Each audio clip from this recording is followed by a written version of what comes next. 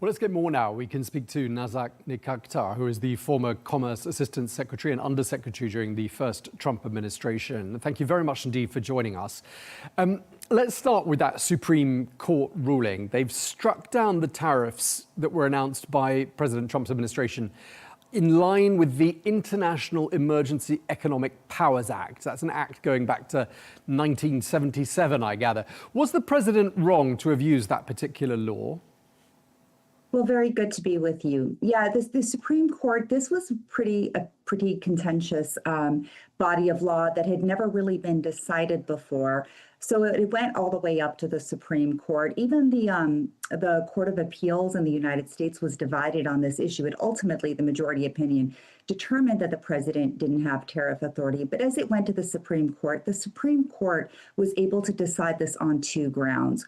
Whether in terms of the president's foreign policy powers, IEPA governed, this IEPA is the shorthand form for the law, or whether based on the text, based on congressional intent and legislative history, whether the president had this authority.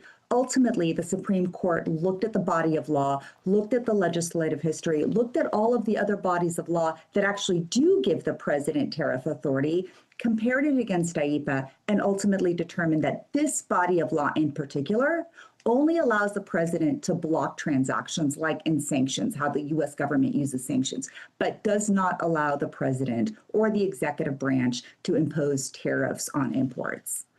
Okay, so clearly President Trump is irritated, to say the least, by this decision. He called this ruling by the Supreme Court ridiculous and anti-American. Would you agree with that?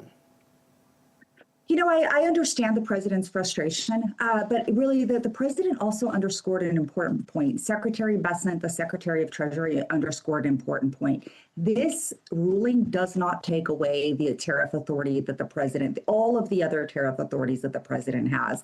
So sure, is he slightly irritated because his one preferred path, the Supreme Court struck down? Sure. But does that mean that he can't proceed with a lot of other tariff authorities, whether they're for national security, whether they're for retaliation against foreign countries for their unfair trade practices, whether they're for a balance of payments issue? He has those authorities. He'll proceed with those. Ultimately, I don't think this is going to be a step back for him. I think he just has to, his team is scrambling to find new authorities to leverage. Okay, I mean, clearly quite a confusing period for America's key trade partners, not least because the latest tariffs have come in at 10%, but President Trump had threatened that they'd be set at 15%. I mean, why do you think the change? Was that a climb down? You know, yes and no. I think the president has always maintained that the baseline tariff should be 10%. And look, the president, I don't envy him. He's dealing with a $38 trillion national debt.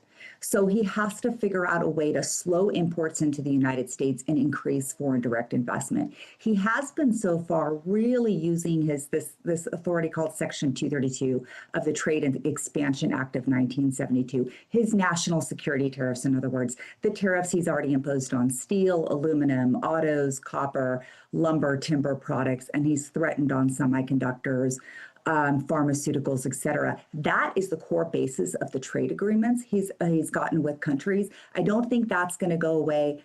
I just think that he is looking at this massive national debt and trying to figure out how does he slow imports and how does he encourage FDI to make a dent in this massive amount of debt. But just looking at whether or not this policy of tariffs is having the desired effect or not. I mean, the latest figures I've seen show that the US trade deficit has just hit a fresh high, about 1.2 trillion US dollars. I mean, do you think that would have been worse without the tariffs, or do you think some element of this policy is working? How do you see it? I mean, I think traditionally they do work. You know, having been a trade lawyer for over a couple of decades, when the U.S. government, when any country imposes tariffs on imports to correct distortions in the market, underpricing, dumping, things like that, the domestic industry does get healthier. It's just a matter of, it's not going to happen overnight. And so if the president is looking at imposing these tariffs to get domestic manufacturing for the items that we need that are critical to national security up and running, and then generally slow imports, increase American wages so American, wage earners can actually compete, make enough money to sort of provide for their household, those items, well, those changes, as we all know, isn't going to be overnight. It takes some time. So I think the president knows that. His team knows that. They're planning on sort of staying the course, moving forward with these new tariff authorities, continuing to impose tariffs so that over the next few years, we kind of get some more corrections in the market, move some, we all know any country cannot absorb all manufacturing domestically, but at least at a minimum, move those critical manufacturing capabilities within America's own borders. So we're not vulnerable like we are right now with the supply chain constraints from China. Right. I mean, in terms of who's really carrying the cost of the tariffs, I mean, the jury's out. I mean, there are different opinions. It probably depends what publication you read. But some people are saying that the household burden, so the burden on American consumers of the tariffs, has been about 700, what is going to be $700 in the course of 2026. So what would be your assessment after 12 months of Trump tariffs? Who's been hit harder, US consumers and importers or foreign exporters? Yeah, you hit the nail on the head. It's sort of the jury's out on this. There's lots of data flying around all over the place. We know a few things. We know that in many instances, U.S. importers who are actually paying the tariffs, in most instances, sometimes foreign exporters do, just depending on the commercial arrangement that's made. U.S. importers have been able to negotiate a lower price from the foreign exporters in order for them to absorb the tariffs. So we know in many instances the foreign exporters are really absorbing the tariffs by lowering their prices. We also know through the latest consumer price index data and producer price index data that actually we're right within, in America, we have sort of this 2% inflation rate. We're about 2.7%, 2.9% within that range. And that's slightly above the target rate, but that's significantly below the 2002, 2003 highs of 7 to 9% of the CPI and the PPI, the consumer and the producer price indices.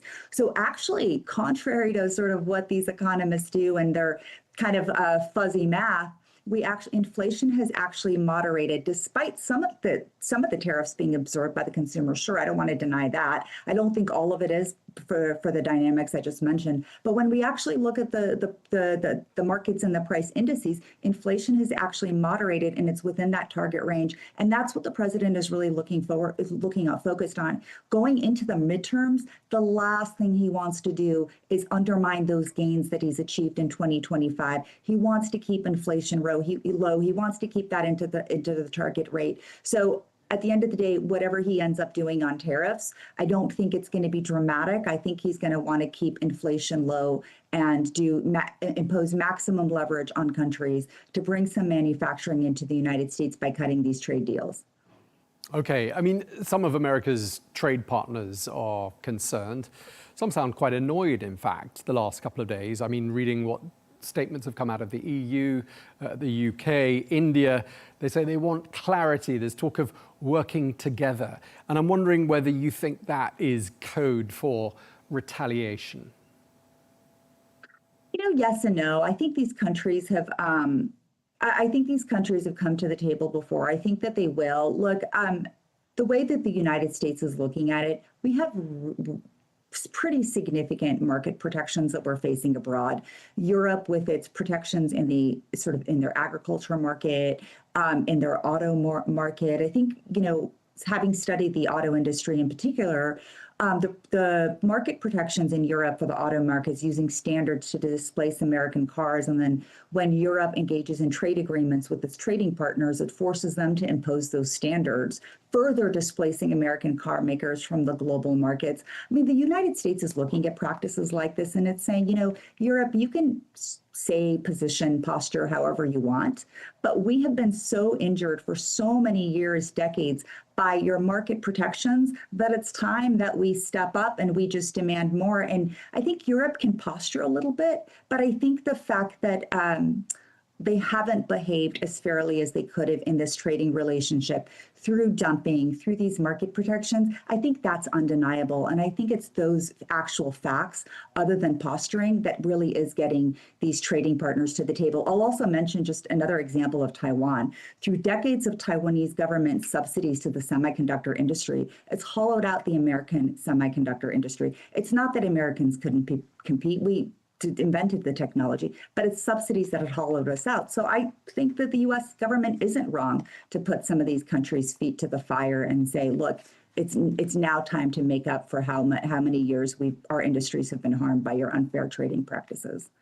Right, and I just wanted to ask you what you made of President Trump's warning. He said to certain countries, don't play games or you're going to face higher tariffs. I'm wondering what he means by playing games. Do you think he's talking about attempts to retaliate? I think he's talking about attempts to retaliate. I think he's talking about attempts to posture. Canada is one target where the U.S. Government feels that Canada's protected markets, its subsidies, its import barriers for U.S. agriculture goods has really hurt our industry. And so when the U.S. government is really aggressive in its talks, it really feels that it has substantial facts behind it to push. I think the U.S. government has ample facts, and I don't think that they're wrong in terms of pushing. I think so there's some questions with respect to messaging and approach, but I think the U.S. government is going to stand firm in its demands because of all the history of how it feels like it's been aggrieved. And I'll give you one more example. There are currently over 780 anti-dumping and countervailing duty active proceedings in the U.S. government. Those are where a bipartisan, quasi-independent commission, the International Trade Commission, has determined that the U.S. industry has been injured. Over 780. That should give a little bit of an illustration of where the U.S. government stands on this issue. Very much feels that our trading partners' unfair practices have hurt American industries, and now it's time to sort of push back and get some corrections. Okay, well, thank you very much. We're going to leave it there. We're out of time, but really appreciate you taking the time to speak to us.